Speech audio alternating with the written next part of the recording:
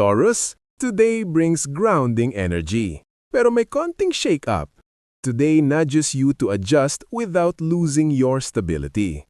Sa career, may bagong task o approach na initially uncomfortable.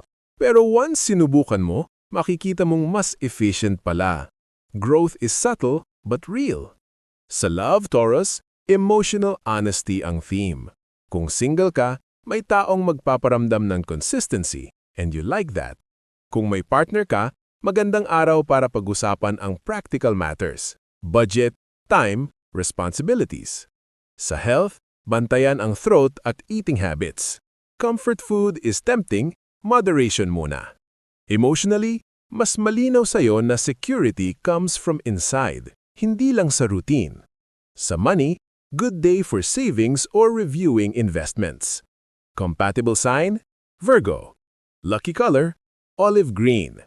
Lucky number, 4. Message of the day, Taurus, ang flexibility ay hindi kahinaan. Ito ang bagong lakas mo. Follow kung gusto mo pa ng daily forecast.